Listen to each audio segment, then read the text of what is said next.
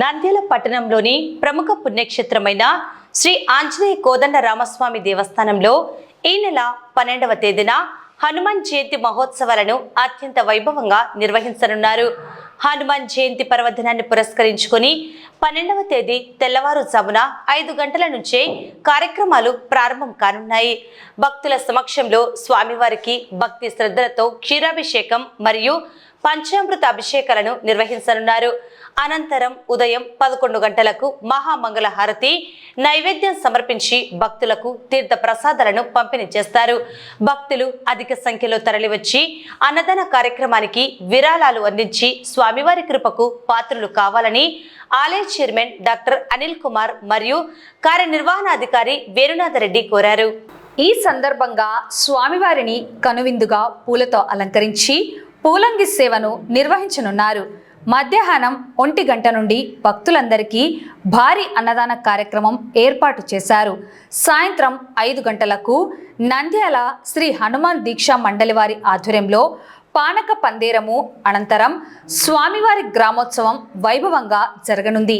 ఈ వేడుకల కోసం ఆలయాన్ని విద్యుత్ దీపాలతో సుందరంగా అలంకరిస్తున్నారు.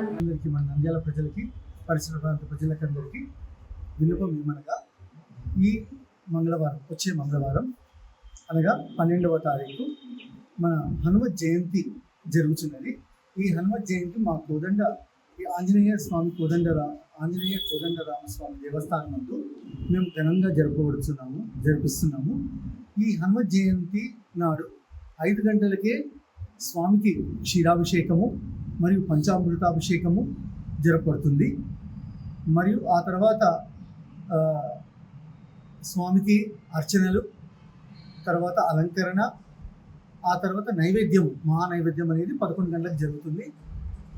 ఆ దినము తప్పకుండా మన ప్రజలందరూ స్వామి గారి దగ్గరికి వచ్చి వారి ఆశీస్సులు తీసుకోవాల్సిందిగా మేము విజ్ఞప్తి చేస్తున్నాము. హనుమత్ జయంతి నాడు అన్నదాన కార్యక్రమాన్ని కూడా ఏర్పాటు చేశాము. ఆ రోజు 12:30 1 గంటకంతా అన్నదాన కార్యక్రమం మా దేవస్థానం నందు జరుగుతుంది. ఆ రోజు ఇక్కడికి వచ్చిన భక్తాదులందరూ వారి భోజనము ఇక్కడే చేసి ప్రసాదం తీసుకొని వెళ్ళవలసిందిగా కోరుతున్నాము. మరియు 5 గంటలకు స్వామి విగ్రహము మన గ్రామోత్సవం అనేది జరుగుతుంది.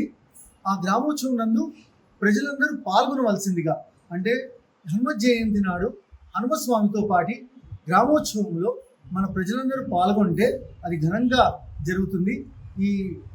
ఈ అవకాశాన్ని మన ప్రజలు ఉపయోగించుకోవాల్సిందిగా కోరుకుంటూ మేము సెలవు తీసుకుంటాం.